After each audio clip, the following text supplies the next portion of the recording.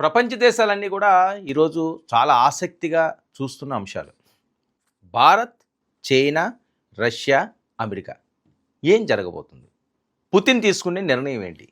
Putin వెనక్కి తగ్గే ప్రసక్తే లేదు. నాకు ఏది అడుగుతున్నానో అది కావాలంటున్నాడు. ట్రంప్ నేను అది ఆపేశాను, ఇది ఆపేశానని ఆయన అంటున్నాడు. జెలెన్స్కీ వెనక్కి తగ్గేది లేదంటున్నాడు. కానీ తగ్గాల్సిన సమయం ఆసన్నం. ఇది ఎంతకాలం అని యుద్ధంతో ప్రజల జీవితాలతో ఆడుకుంటారండి? ఇప్పుడు వెలుగులో వస్తున్న అంశాలు ఏంటంటే 3.5 ఏళ్ల యుద్ధానికి ఎండకాటు పడనుందా? Putin, Zelensky శాంతించారా?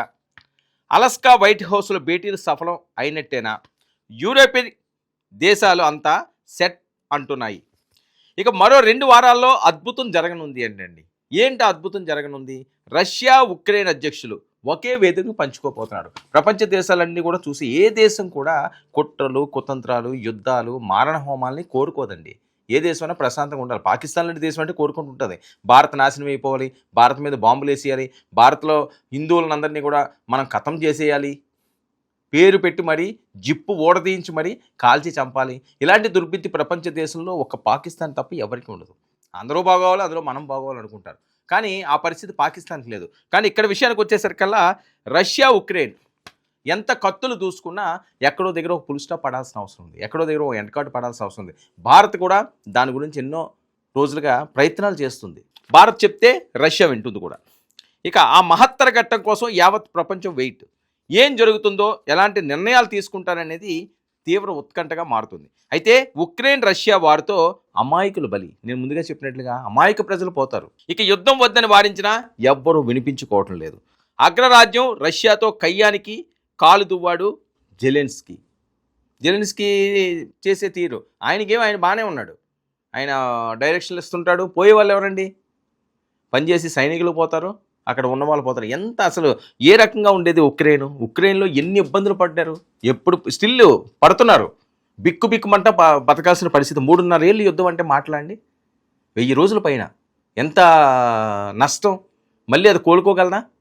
దీన్ని అడ్వాంటేజ్గా తీసుకుని ట్రంప్ ఏమేమి చేశాడో మనకు తెలుసు కదా. వార్ స్టార్టింగ్లోనే వెనక్కి తగ్గితే పెను ముప్పు తప్పేది. కానీ అలా జరగలేదు. చావో రేవో తేల్చుకుంటామన్నారు. చివరకు ఏం జరిగింది? వందలాది మంది మృతి, ప్రజలు అనేక అవస్థలు పడడం, ద్రవ్యోల్బణం పెరిగిపోయింది. ఉక్రెయిన్ ప్రజలు తీవ్ర ఇబ్బందులు ఎదుర్కొంటూనే ఉన్నారు. నేను చెప్పినట్టుగా కంటి మీద కునుకులు లేవు వాళ్ళకి. ఎప్పటి నుంచి ఏమొస్తుందో తెలియదు, రష్యా ఏం చేస్తుందో తెలియదు, ఎలాంటి మిసైల్ ప్రయోగిస్తుందో తెలియదు. వీళ్ళు దాన్ని ఆపలేరు, అడ్డుకోలేరు. బైడెన్ హయాంలో ఉక్రెయిన్కు ఆయుధాల సరఫరా బైడెన్ దాంట్లో కాస్త ఉండేది. ట్రంప్ వచ్చిన తర్వాత అలాగే జరుగుతుంది అనుకున్నారు, కానీ ట్రంప్ చేతులు ఎత్తేసాడు. ట్రంప్ వచ్చాక సీన్ మారిపోయింది. ఎలాగైనా యుద్ధాన్ని ముగించాలని భావించాడు. 3 రోజుల క్రితం అలస్కాలో పుతిన్తో ట్రంప్ భేటీ. కాల్పుల విరమణ అంశమే ప్రధాన ఎజెండాగా మీటింగ్ జరిగింది. మనం అందరం కూడా చూసాం. ఇక పుతిన్కు గ్రాండ్ వెల్కమ్ చెప్పిన ట్రంప్ దాదాపు 3.5 గంటల పాటు చర్చలు. భేటీ తర్వాత గుడ్ న్యూస్ చెప్పలేదు. త్వరలో శుభవార్త వింటారని ట్రంప్దంతా కూడా ఇలాంటి వైఖరియే ఉంటుంది.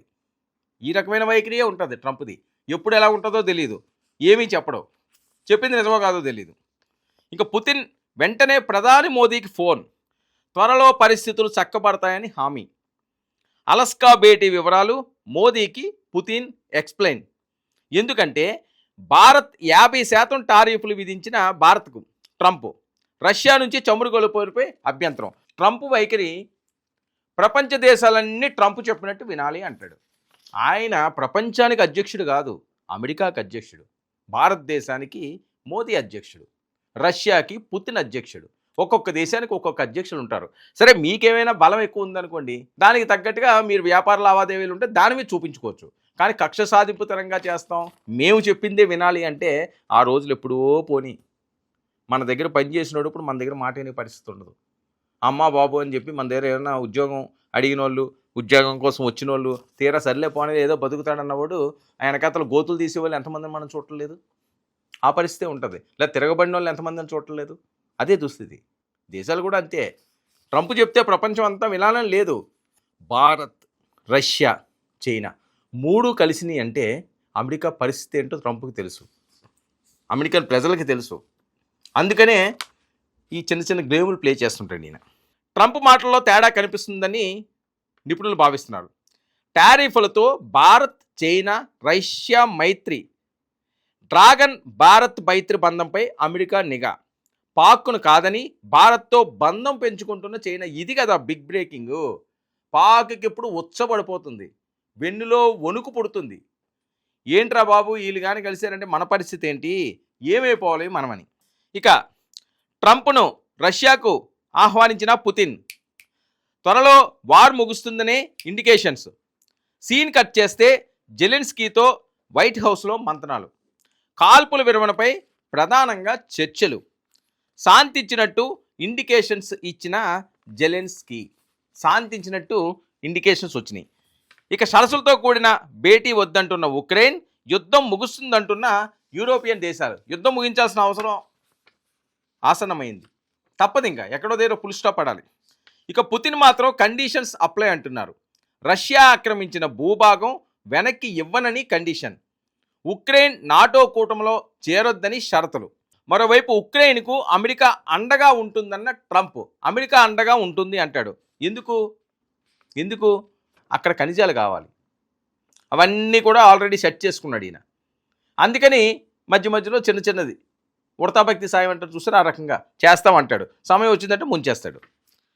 ఇక ట్రంప్ 2.0 దూసుకుపోతున్నారు. రెండోసారి పవర్లోకి రావడంతో ప్రపంచాన్ని హడలెత్తిస్తున్నాడు. టారిఫ్ల పేరుతో భయపెడుతున్నాడు. ఇది ఎంతవరకు వెళ్తుందో ఇప్పుడే చెప్పలేకపోతున్నామన్న ఎక్స్పర్ట్స్. ఇప్పుడు ట్రంప్ చేసేవన్నీ కూడా ఏం అర్థం కాని పరిస్థితి. ఒక పక్క 6 యుద్ధాలు ఆపేనంటాడు. మరి 6 యుద్ధాలు ఎవరు ఆపారో ఎవరు విన్నారో తెలియదు. మరో పక్క ఉక్రెయిన్కి నేను అండగా ఉన్నానంటారు. అక్కడ కావాల్సిన ఖనిజాలన్నీ కూడా నేను లాక్కుంటానంటారు. అవన్నీ నాదంటాడు. రష్యా ఏమోని ఆ భూభాగాన్ని మేము ఏమంటారు. ఇంక ఉక్రెయిన్ గెలిచినట్ట ఓడిపోయినట్ట. కానీ భారత్ కీలకమైన అడుగులు వేస్తున్న నేపథ్యం ఇందులో. భారత్ మధ్యవర్తిత్వం.